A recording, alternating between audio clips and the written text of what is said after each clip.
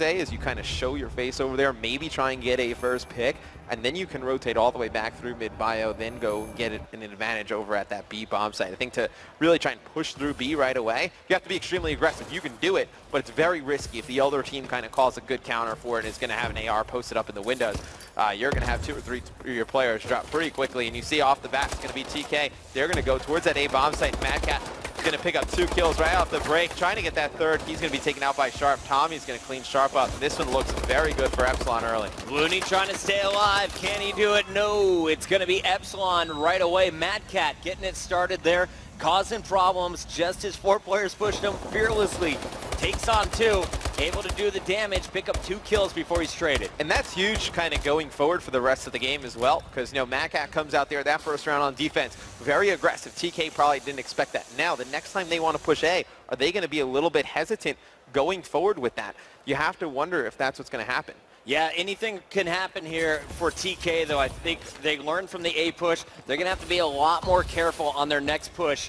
Otherwise, I think Epsilon, they're prepared for these consistent pushes over on the right side of the map. But B, I think that's where we're going to see TK's strengths with the ASM-1. Yeah, so it's going to be Madcat on your screen. He's going to be pushing into that B bomb site, trying to just get some kind of advantage, but he's the only player in there for Epsilon. So you're going to be wondering if he's going to be able to get in, get control of that bomb site. You have Looney highlighted him on your mini-map. He's going to be trying to work that flank, but it looks like Epsilon fully committing towards that B bomb site. It's going to be Tommy getting that first blood, taking out Gunjar. Looks like Madcat, he's going to be seeing that player go up top. Don't know if he's actually been called out. Theory, he's going to be working weight on the outside of purple. Swanee's going to be able to take him out. This one looks like it should be good for Epsilon. They have control of that purple room, of that B bomb site pocket, and they have bomb in there. They should be able to get it down. Is Madcat going to get the plant down? It looks like there's a push coming from Bio, and this is their only weakness right now. No one watching this flank. Did they hear it, though? It's going to be Looney sneaking in. Looney shooting the dead body, gives away his position. Bomb still not planted. It's going to be Sharp left alive in the 1v3. 15 seconds left, and you know Madcat's got to get that bomb down right now. Yeah, and Sharp trying to get some eyes on Madcat. He's planting the bomb, not able to do so, and he's given his location away. Sharp's going to pick up a big kill right there on Josh. So now we have a 1v2 situation, a little bit more manageable. See one player from Epsilon, he's going to blow up those crates, and they're going to fall a little bit further back, play this from outside the site. Sharp, he's going to give away his location again. They know exactly where he's going to be playing. It's going to be a tough one for him to win. But if there's anyone to do it, it would be Sharp. It's the 2009 MLG National Champion Sharp. Used to play with Big Timer and Rambo Ray back in those days. Today, though, not his day so far in this search and destroy. It's going to be Epsilon locking it down after planting the bomb.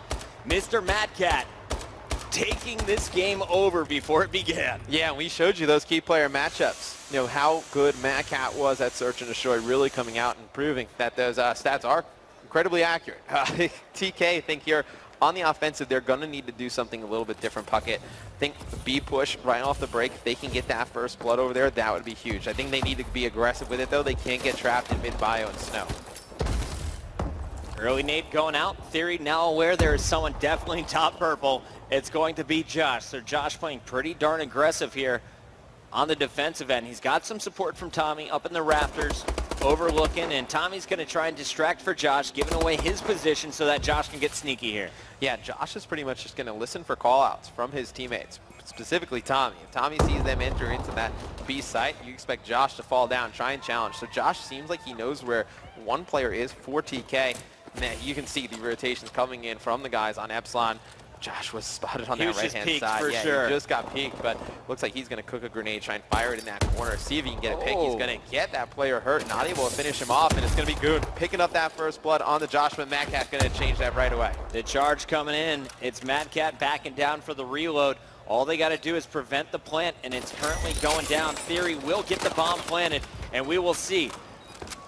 Can Epsilon stay perfect in this search and destroy? It's a 3-on-2. Everything's in their favor, and Tommy's got the positioning with a big win there on Sharp, all up to Looney now in a 1-on-3. So a lot of people wouldn't catch what Tommy did there. So he jumped up, trying to fake that player out like he was jumping up from the bottom, and he wasn't going to be able to shoot once he got up. But Tommy was actually up there already, jumped again, just to kind of bait that player up to see if you can get him to jump on top of purple. Challenge. A very smart play out of Tommy right there.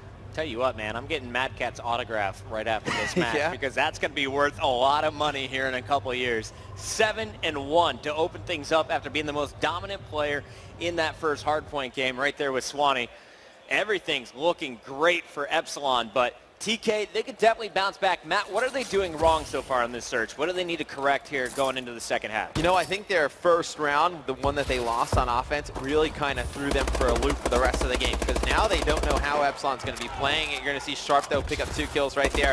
I think if you're TK, you need to be decisive in what you want to do on offense. And I think on defense, you can't be afraid to, challenge some players. I like what Sharp did right there. He pushed up a lot like Mad Cat did in that first round. I fully expect some good gameplay out of TK for the rest of this. I think this offensive round's huge, though. They need to figure out something that's going to work for them on the offensive side of things. Theory showing off his gun skill. That's just his first kill. They need more out of him. When we were watching him at the North American Championship, he was kind of the best player on the team. I mean, Looney had incredible uplink games. He had some great hard points, but I felt like if you're looking at one MVP or one player from this team Kaliber squad, it was Theory who was the MVP.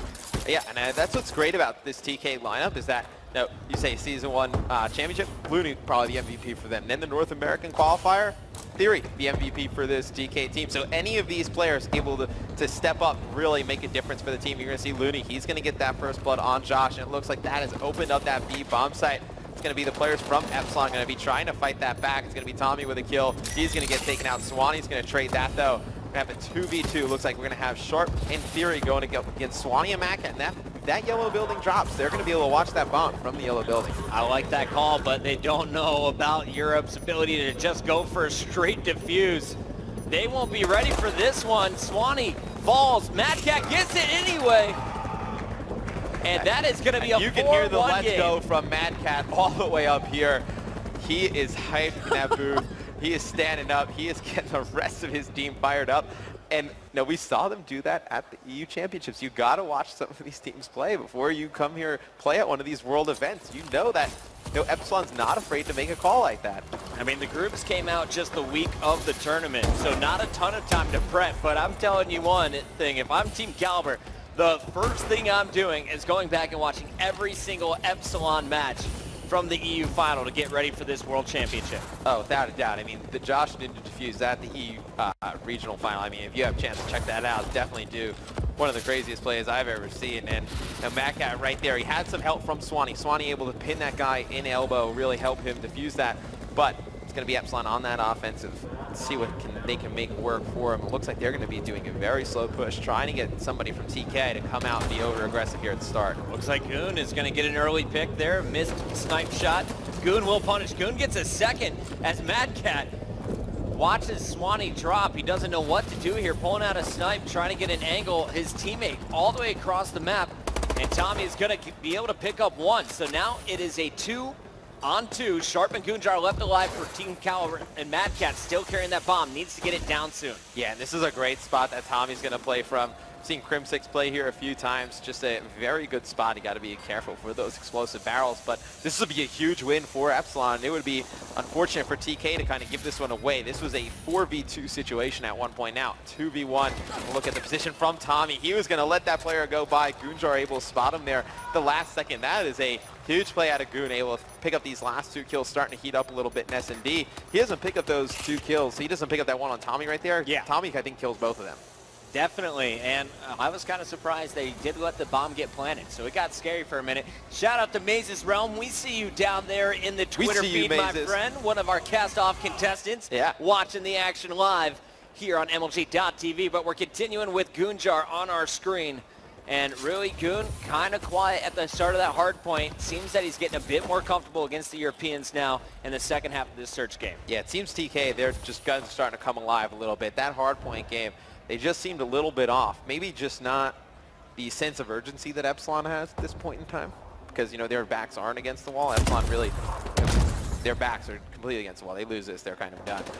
It'd be very difficult. How many times have we seen grenades land for TK? TK has gotten all their first bloods with grenades. I feel like Epsilon has been so vulnerable to this, and they're not changing their classes. We talked about adaptation earlier. Definitely not being seen yet. Theory's going to charge all the way out. Challenge 2. Picks them both up. Going for the third. It's all up to Swanee here. And Swanee's going to get picked out of the sky. Great round from Theory. Huge play by Theory, and that's a great point that you made, Puck. You know, the players on TK, they're able to get these grenade kills right off the spawn. Epsilon needs to change their spots up. They're getting very predictable on defense, and you see TK, they're making those adjustments, and they're starting to make a comeback in this game.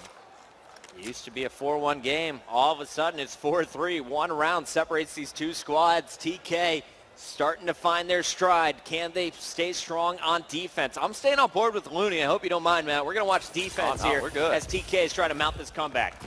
Let's see how Looney is going to play this over on that A bomb site. It looks like he's going to get pretty aggressive like we saw Mad Cat do. And he's got a player called out from behind in ice. And Tommy, he's going to be there by himself. Got to wait for a teammate right there. Seems like Epsilon just kind of throwing things at the wall at this point. Hopefully they're trying to get a first blood. They need to go back to a strat they know works. Get a guaranteed first blood and then make a nice push. Yeah, I think, you know, TK hit that player. They wanted Tommy to come charging through. He's been kind of thinking about it the last few rounds. Here, they patiently wait for it, and they're able to punish.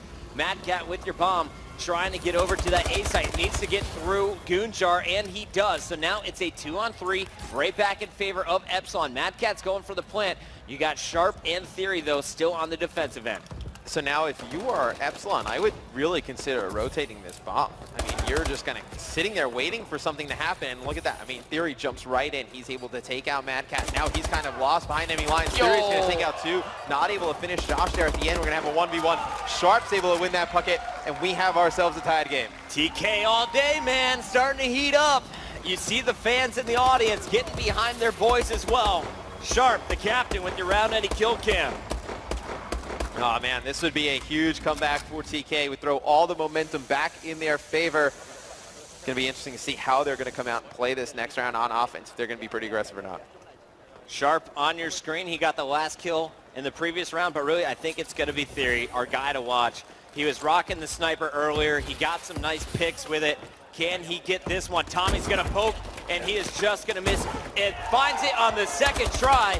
First blood again to TK as Epsilon seems to be falling apart on the defensive end. 2 down for Epsilon. Goonjar out for TK. It's a 3-on-2. Goon has naded Josh, I think, the last 3 rounds on offense. But you see Mad Cat and Swanee trying to fight this back into a 2v2. They get there, but Theory, he's able to take out Mad Cat. So we got Swanee going up against Theory and Sharp, and Swan knows exactly where they are.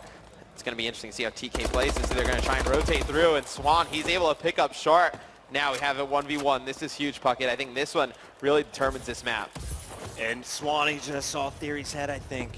Theory with the bomb has to go for the plant. Swanee's aware of it, but Theory did not see where the Epsilon player escaped. One-on-one about to happen around this corner. Theory charges in, gives Swanee the heads up, and Swanee wisely, not boosting around, waits for it, charges in, and gets the kill, showing why he is one of the best ARs in the game. Well, that was a great heads-up play by Swanee. You saw he committed to that A-bomb site right away in that 1v1. You're questioning, how does he know that Theory is going to be over there? It's because he saw his head in mid-bio, like you said, didn't cross back away towards purple, so you knew he had to hit through ice. So you saw Swanee extremely prepared for Theory to be there, able to win that 1v1. Huge clutch right there out of Swanee. Kind of crazy to think just a few moments ago it was 4-1 in favor of Epsilon. They're still on match point, but TK not out of it yet. Trying to force a round 11. Shots going down, but everyone's staying alive. Theory with the sniper, trying to scout out the Epsilon players, and he is going to be aggressively positioned up here on the corner of purple.